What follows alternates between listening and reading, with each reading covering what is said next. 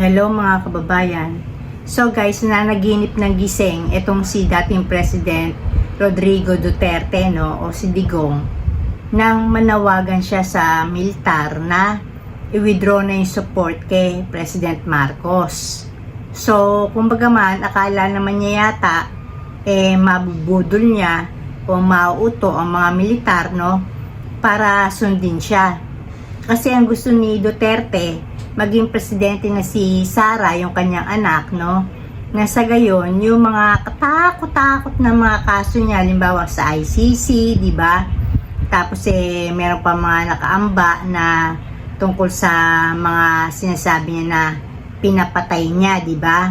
So, kumbaga man, meron siya mga inamin na kumbaga siya talaga yung nag-uto sa mga kapulisan para patayin itong mga sangkot sa droga, no? Minsan nga kahit hindi sangkot sa droga basta kakompetensya sa politika. At alam naman natin na itong si Duterte fake lang yung war on drugs niya, kasi yung pinaka mga mastermind mga kabagang niya, di ba? So, kumbaga man, wala siyang moral authority para manghikayat ng mga militar na mag-withdraw ng support kay President Marcos. So, sino gusto niya ipalit? Yung anak niya, si Sara, na hindi maipaliwanag yung 125 million kung saan napunta, na si Sara, yung kanyang special disbursement officer, no? Hindi maipaliwanag kung saan napunta yung pera talaga ng maayos, kasi pinakuha daw yon ng kanyang amo na si Sara Duterte kay Colonel Chica, at doon niya binigay yung kabuang 125 million, no? So, alam naman natin, hands-on si Sara talaga sa 125 million na yan, pero hindi niya aminin, di ba? Kasi guys, yung mga acknowledgement receipts na lang, hindi maipaliwanag kung kaninong Poncio Pilato pinagbibigay yon, kasi wala talagang nakalagay ng mga pangalan doon sa acknowledgement receipts. Puro mga pirma lang, no? Meron ng pangalan, minsan unreadable naman, di mo naman mabasa kung sino talaga yung Poncio Pilatong yun. So, itong si Duterte, akala niya yata ang people power basta-basta isang kapritsyo lang. Guys, i-remind ko lang kayo yung pinagdamitan ng people power, yung nauna doon sa tatay ni President BBM, di ba? Kasi yung tatay niya, si Ferdinand Marcos Sr., ayaw nang umalis sa kapangyarihan. 20 years na ang pamilyang Marcos dati sa kapangyarihan. Ayaw nang bumaba sa pagiging pangulo ni Ferdinand Marcos Sr., kaya nag-alsa ang bayan. Dahil ayaw nila na isang tao lang o isang pamilya lang mamuno sa Pilipinas ng habang buhay. So, kumbaga man, yung reason mabigat at saka may sense. Yung unang people power. Ito naman ikalawang people power, guys, ay dahil ito naman si dating President Joseph Estrada, no? Biruin mo, nag-open ng account, no? Sa nalimutan ko lang kung anong bangko yon. Pero kanina na nireview ko pa. Sorry nag-open siya ng bank account, no? Sa isang bangko, tapos ang nilagay niya pang pangalan Jose Velarde. Tapos yung mismong senior finance officer ng bangko na yon ay talagang nag-testify na si President Joseph Estrada ang pumirma, no, doon sa pangalang Jose Velarde, na ang mga magiging deposits doon ay galing sa sugal. So, kumbaga man, tinanong si Clarissa Ocampo kung gaano siya kalayo para masabi niya na talagang si Pangulong Joseph Estrada pumirma doon. Ang sabi niya, 1 foot away. Ang 1 foot, guys, ay katumbas ng 12 inches. So, isang ruler lang ang pagitan nila ni dating Pangulong Joseph Estrada. So, mga tao, syempre, inisip, anong klaseng pangulo to, di ba? Nanggogoyo pa, at yung mga kayamanang gustong kamkamin, galing pa sa sugal, which is masama, di ba? So, nawala na sila ng tiwala sa Pangulong Estrada sa aspetong moralidad. So guys, ayun na naman, sensible na naman yun, may sense, di ba?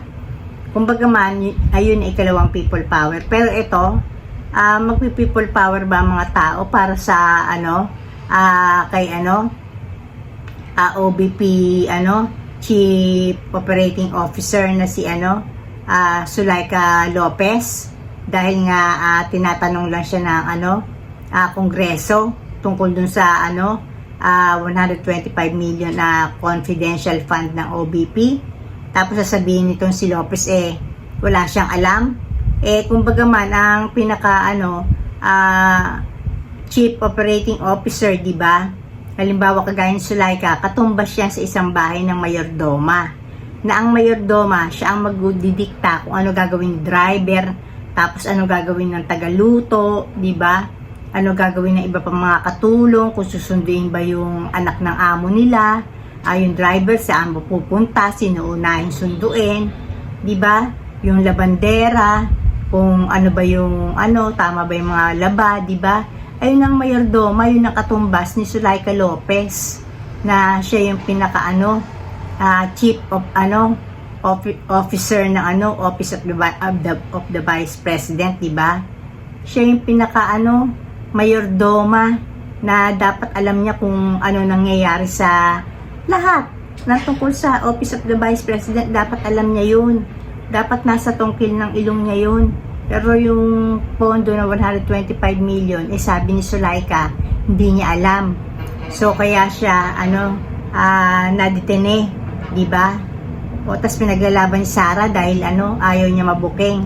Na ang end game nito o ang pinakadulong istorya yung palang 125 million ay naito sa Kernel La Chica, dahil pinakuha pala to ni Sara sa isang Kernel La Chica, magmula naman dun sa pinakuha niya sa bangko na disbursing special disbursing officer kuno na si Gloria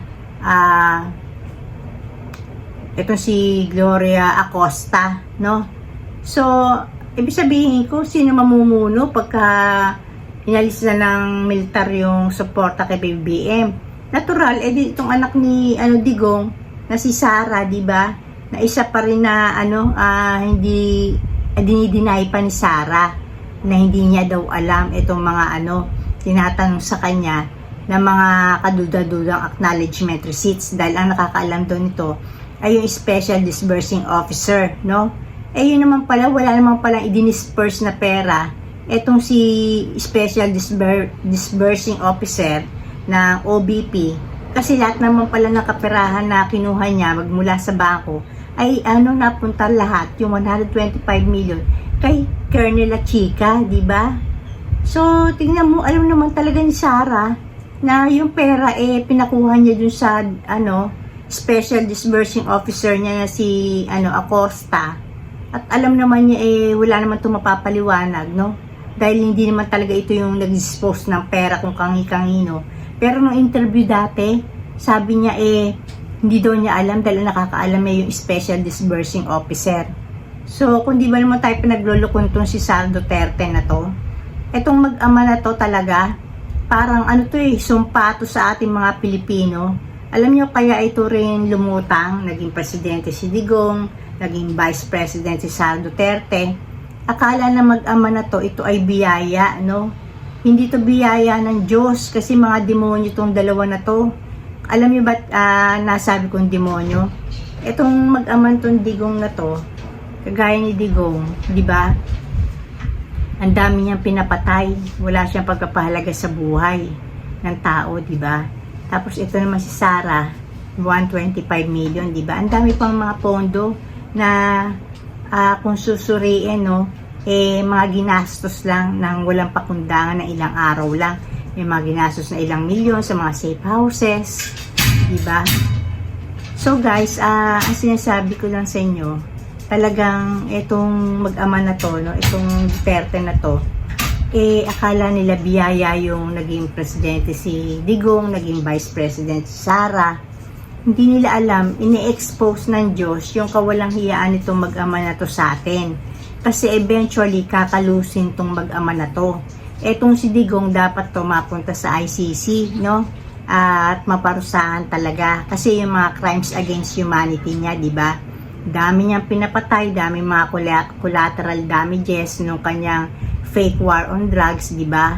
Tapos itong si Sara Duterte, kung mag-aasta, akala mo siya yung pinaka mataas sa ating lahat na wala siyang pakialam sa batas, above the law siya, yung wala siyang pamigil sa pagsalita. Kaya dapat ito rin kalusin din tong Sara Duterte na to. So, kaya nga sinasabi ko guys, hindi nito mauuto ang mga militar para i-withdraw yung suporta kay PBBM. Dahil alam na ang papalit din ay isang bulok na Duterte, katulad ng ama niya, no, na si Digong. So, ayun lang guys, dito na ako end. Blessings, blessings everyone. Bye!